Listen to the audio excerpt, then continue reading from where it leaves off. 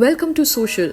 इस साल लॉकडाउन की वजह से ज्यादा फिल्म्स नहीं रिलीज हो पाई हैं, पर स्ट्रीमिंग प्लेटफॉर्म्स के थ्रू ऑडियंस को कई नई तरह की फिल्म्स देखने का मौका मिला है। हर हफ्ते फिल्म्स और वेब सीरीज रिलीज की गई हैं और साल के एंड तक आते आते हमारे पास कंटेंट चॉइसेस की कोई कमी नहीं है। इसी बीच कई ऐसी फिल्म्स रिलीज हुई थी जिनको उतनी पॉपुलैरिटी और रिकग्निशन नहीं मिली जितना कि वो डिजर्व करती हैं। इस वीडियो में हम आपको ये 2020 की 10 ऐसी फिल्म्स के बारे में बताएंगे जो हमारे ओपिनियन में अंडररेटेड हैं। सो आपसे रिक्वेस्ट है कि इस वीडियो को आप एंड तक जरूर देखें। के बच्चों को कभी ना कभी शेर के मुंह से शिकार छीनना पड़ता है। क्या बोला? हमने नेशनल ज्योग्राफिक सब्सक्राइब कर लिया है भाई। Number 1, Ram Singh Charlie. Ram Singh Charlie एक बहुत ही रेयर फिल्म है और उतनी ही अंडररेटेड भी। फिल्म में हम राम सिंह का कैरेक्टर देखते हैं जो एक सर्कस में चार्ली चैपलिन के तौर पे परफॉर्म करने का काम करता है। राम सिंह हमेशा से सर्कस से जुड़ा रहा है और उसको चार्ली चैपलिन बनना इतना पसंद है कि वो अपना नाम भी राम सिंह चार्ली बताता है। आगे जाके उसकी लाइफ में कुछ ऐसी सिचुएशंस आती हैं जिसकी वजह से उसको सर्कस छोड़ के रिक्शा चलाना पड़ता है। अगर आप नोटिस करें तो बॉलीवुड में ऐसी फिल्म्स अब बहुत कम बनाई जाती हैं जहां हम एक हार्ड वर्किंग इंसान की कहानी एक फिल्म में देखते हैं। ज्यादातर हमारी फिल्म्स अनबिलीवेबल सी होती हैं और एज एन ऑडियंस आप उनसे ज्यादा रिलेट भी नहीं कर पाते। राम सिंह चार्ली हमारी खुद की पर्सनल फेवरेट्स में से एक है और फिल्म में कुमुद मिश्रा ने बहुत ही परफेक्शन से काम किया है। उनकी परफॉर्मेंस इतनी बेहतरीन है कि आप उनके कैरेक्टर से कोरिलेट करते हैं और कई सीन्स में तो आप सोचते हैं कि इतने स्ट्रगल के बाद भी राम सिंह अपनी सेल्फ रिस्पेक्ट और ऑनेस्टी को सबसे ऊपर रखता है। फिल्म को स्ट्रीमिंग प्लेटफॉर्म सोनी लिव पे रिलीज किया गया था, पर इवेंचुअली इस मूवी को ज्यादा हाइप नहीं मिली है। जितने भी लोगों ने फिल्म को देखा है उन्होंने फिल्म को पॉजिटिव रिस्पांस दिया है और सोशल के सब्सक्राइबर्स ने भी इस फिल्म को बहुत दिल से पसंद किया है, जिसका अंदाजा हमें हमारी कम्युनिटी पोस्ट से हुआ जहां आप में से कुछ लोगों ने फिल्म के लिए अपने ओपिनियंस शेयर किए थे। उनमें से कुछ कमेंट्स में तो लोगों ने ये भी कहा कि वो फिल्म देखते हुए रोने ही लग गए थे और ये बात कहीं ना कहीं सच है कि फिल्म के कुछ सीन्स आपको शायद इमोशनल कर दें। अगर आपने राम सिंह चार्ली नहीं देखी है तो आप इस फिल्म को जरूर देखें और अगर ये फिल्म आप ऑलरेडी देख चुके हैं तो कमेंट्स में फिल्म के रिगार्डिंग अपना ओपिनियन जरूर दें। नंबर 2, ये बैले। नेटफ्लिक्स की फिल्म ये बैले में हम दो लड़कों की कहानी देखते हैं जो स्लम्स में रहते हैं और वो बैले सीखना चाहते हैं। बैले डांस फॉर्म को इंडिया में आज भी ज्यादा पॉपुलैरिटी नहीं मिली है और पिछली जनरेशंस के लोग तो इस डांस फॉर्म के बारे में जानते भी नहीं है। फिल्म में भी ये नैरेटिव फॉलो किया गया है जहाँ दोनों ही कैरेक्टर्स बैले परस्यू करना चाहते हैं पर उनकी फैमिलीज उन्हें ज्यादा सपोर्ट नहीं करती। सच्चा मुसलमान दूसरे मजहबों के तीज त्योहारों में हिस्सा नहीं लेता है। चाचू खून तो लाल रानी होता ना। ज्यादातर टीनेज फिल्म्स या डांस ओरिएंटेड फिल्म्स इंडिया में एक कॉमेडी या लाइट वे में दिखाई जाती हैं, पर ये बैले का नैरेटिव काफी सीरियस रखा गया है। फिल्म की डायरेक्शन हो या स्क्रीन प्ले या फिल्म की सिनेमेटोग्राफी, हर एस्पेक्ट से ये फिल्म टॉप नॉच लगती है और हमारे ओपिनियन में आपको ये फिल्म जरूर देखनी चाहिए। ये तकदीर का टोपी पापा। पापा ये सब बिना टैलेंट के किसी को नहीं मिलती। तेल लगाने का ये टोपी, ये खिलाएगी इसको ये खाना। नंबर 3, कड़क। रणवीर शौर्य की शायद सभी फिल्म्स अंडररेटेड ही रह जाती हैं और आज भी ऑडियंस को उनकी फिल्म्स का ज्यादा आइडिया ही नहीं होता है। इस साल सोनी लिव पे स्ट्रीम होने वाली कड़क एक डार्क कॉमेडी थ्रिलर है जहां हम एक मल्टी स्टारर कास्ट को एक साथ देखते हैं। फिल्म की कहानी एक घर में सिचुएटेड है जहां हम कई फ्रेंड्स को दिवाली की गेट टुगेदर पर देखते हैं और इस मीटिंग के दौरान ही उन्हें पता चलता है कि घर पे एक मर्डर हुआ है जिसकी वजह से एक बहुत ही अनकंफर्टेबल सिचुएशन उनके सामने क्रिएट हो जाती है। फिल्म का प्लॉट हमने आपको तोड़ मरोड़ के बताया है क्योंकि फिल्म का नैरेटिव काफी अलग है और फिल्म देखते हुए ही आप फिल्म की स्टोरी लाइन को ज्यादा समझ पाएंगे। कड़क is a good one time watch जो शायद आने वाले टाइम में भी काफी अंडररेटेड रहेगी। सो वी होप आपको ये फिल्म पसंद आए और अगर आप ऑलरेडी ये फिल्म देख चुके हैं please let us know your opinion about it. Number 4, चमन बहार। जितेंद्र कुमार की ऑन स्क्रीन प्रेजेंस इतनी रिलेटेबल है कि उनकी हर फिल्म या वेब सीरीज के लिए फैंस एक्साइटेड रहते हैं।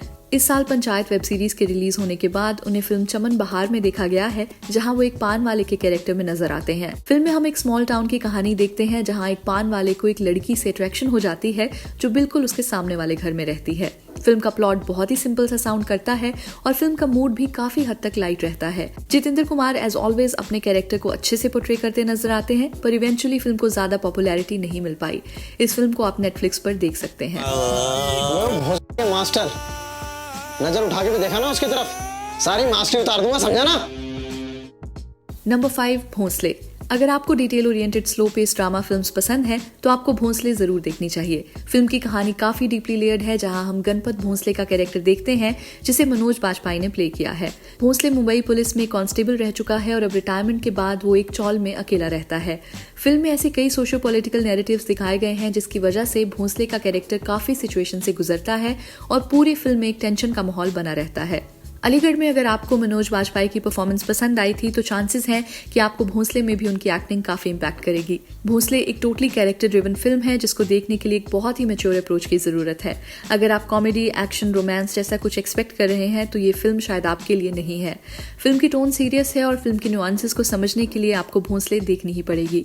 फिल्म को देवाशीष मखीजा ने डायरेक्ट किया है और उनका फिल्म मेकिंग स्टाइल काफी रॉ है। अगर आपको फिल्म मेकिंग से जुड़ी एक ट्रिविया दें तो भोंसले का क्लाइमेक्स शॉट एक आईफोन से शूट किया गया था, जो फिल्म देखते हुए शायद आप नोटिस भी नहीं कर पाएंगे। नंबर 6, लूट केस। इस साल की one of the best comedies में इजीली लूट केस को शामिल किया जा सकता है। To be honest, Kunal Khemu इस जॉनरा में काफी सूट करते हैं और आगे भी उन्हें ऐसी डार्क कॉमेडीज करते रहना चाहिए। लूट केस में हम नंदन का कैरेक्टर देखते हैं जो कि एक वर्किंग क्लास आदमी है और उसे एक पैसों से भरा सूटकेस मिलता है। इस सूटकेस का कनेक्शन गैंगस्टर्स और पॉलिटिशियन से है, जिसको पाने के लिए हर कोई नंदन के पीछे पड़ जाता है और सबको लगता है कि नंदन भी किसी एक बड़ी गैंग का आदमी है।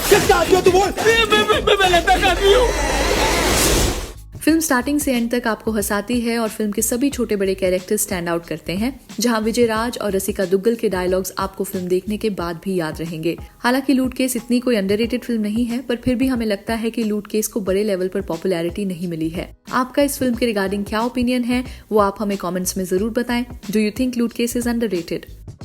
नंबर 7, बहुत हुआ सम्मान।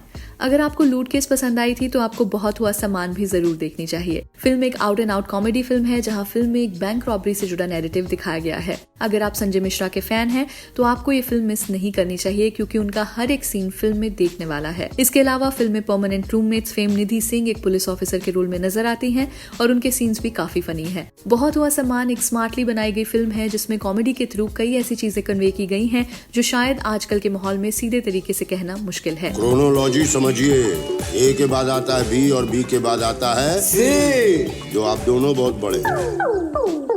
नंबर 8, चिंटू का बर्थडे। फिल्म की स्टोरी लाइन काफी यूनिक है जहां एक इंडियन फैमिली इराक में हो रहे वॉर के बीच फंस जाती है। ये पूरी फिल्म एक घर के अंदर की कहानी दिखाती है जहां चिंटू के 6th बर्थडे की तैयारी चल रही होती है और उसी बीच उनके घर यूएस आर्मी के सोल्जर्स घुस जाते हैं। इसके बाद पूरी फैमिली को हॉस्टेजेस के तौर पर रखा जाता है और फिल्म कई ट्विस्ट एंड टर्न से गुजरती है। बहुत कम लोग जानते हैं कि चिंटू का बर्थडे को प्रोड्यूस कॉमेडी ग्रुप AIB ने किया था और काफी टाइम से इस फिल्म को थिएट्रिकल रिलीज नहीं मिल पा रही थी। लॉकडाउन की वजह से इस फिल्म को स्ट्रीमिंग प्लेटफॉर्म ZEE5 पे रिलीज किया गया और ऑडियंस को भी ये फिल्म काफी पसंद आई। नंबर 9, जवानी जानेमन। जवानी जानेमन एक प्रोग्रेसिव कॉमेडी है जहां हम एक डिफरेंट टाइप की फादर डॉटर स्टोरी देखते हैं। फिल्म में सैफ जसविंदर सिंह AKA जैज का कैरेक्टर प्ले करते हैं जो आज भी एक बैचलर लाइफस्टाइल जीना पसंद करता है और हमेशा से वो रिलेशनशिप कमिटमेंट से दूर रहा है। उसकी लाइफ में चीजें तब बदलती हैं जब उसे पता चलता है कि उसकी एक डॉटर भी है जिसके बारे में वो बिल्कुल अनअवेयर था। फिल्म में सैफ के अलावा तब्बू और कुमुद मिश्रा भी इंपॉर्टेंट रोल्स में नजर आते हैं और आलिया फर्नीचरवाला ने इस फिल्म से अपना डेब्यू किया है। अगर आपको सैफ के कैरेक्टर्स हम तुम, सलाम नमस्ते और हैप्पी एंडिंग जैसी फिल्म्स में पसंद आए तो इस फिल्म में भी उनका कैरेक्टर आपको जरूर पसंद आएगा। Jawaani Jaaneman is a fun and entertaining film जिसको आप प्राइम वीडियो पर देख सकते हैं। मुझे 21 साल से ये नहीं बताया कि मेरी एक बेटी है, एक कॉल कर देती। I hate phone calls. Number 10, परीक्षा। ये फिल्म एक रियल लाइफ स्टोरी पे बेस्ड है जहां हम बूची की कहानी देखते हैं जो रिक्शा चलाने का काम करता है। बूची का सपना है कि वो अपने बेटे को एक प्राइवेट स्कूल में पढ़ाए जिसके लिए वो हमेशा मेहनत करता है। आदिल हुसैन ने फिल्म में बूची का कैरेक्टर प्ले किया है और मानना पड़ेगा कि उन्होंने इस कैरेक्टर को बहुत ही परफेक्शन से निभाया है। सिंस फिल्म की कहानी एक रियल लाइफ स्टोरी से इंस्पायर्ड है तो आप समझ ही सकते हैं कि एक रिक्शा पुलर के लिए अपने बच्चे को प्राइवेट स्कूल में पढ़ाना कितना बड़ा स्ट्रगल है। मैडम, ये रिक्शे वाले का बच्चा है, फ्रॉम द स्लम्स। हमारे घर के बच्चे क्या मुंह दिखाएंगे? अपना औकात भूल गया रिक्शा वाला। फिल्म का नैरेटिव हमें दिखाता है कि कैसे हमारा सिस्टम रिक्शा चलाने वाले या मजदूरी करने वाले लोगों को आगे बढ़ने का मौका नहीं देता है और कैसे हमेशा उनके साथ भेदभाव किया जाता है। परीक्षा में हम ऐसी एक इंस्पायरिंग कहानी देखते हैं जहां कैसे एक इंसान सिस्टम से लड़ के अपने ड्रीम्स को पूरा करने की कोशिश करता है। फिल्म को अक्लेम डायरेक्टर प्रकाश झा ने डायरेक्ट किया है जिनकी फिल्म्स पॉलिटिक्स और सोसाइटी रिलेटेड इश्यूज पर बेस्ड होती हैं। परीक्षा को आप ZEE5 पर देख सकते हैं और फिल्म देखने के बाद अपना पॉइंट ऑफ व्यू हमारे साथ जरूर शेयर करें। वीडियो खत्म करने से पहले आपसे एक रिक्वेस्ट है कि अगर आपको हमारी वीडियोस देखना पसंद है तो प्लीज चैनल को बेल आइकन दबाकर सब्सक्राइब कर लें। इसके अलावा आप हमें कमेंट्स में जरूर बताएं कि आपको इन सभी फिल्म्स में से कौन सी फिल्म सबसे ज्यादा पसंद आई है। हम सभी के कमेंट्स पढ़ते हैं और आपका फीडबैक हमेशा एक वैल्यू ऐड करता है। तो चलिए that's a wrap on this video. आप हमें इंस्टाग्राम, ट्विटर और फेसबुक पर भी फॉलो कर सकते हैं @socialofficial, जहां आपको हर तरह की फिल्म और एंटरटेनमेंट से जुड़ी अपडेट्स मिला करेंगी। ऐसी और भी इंटरेस्टिंग वीडियोस के लिए देखते रहिए सोशल, हर उस चीज के लिए जो आप जानना चाहते हैं।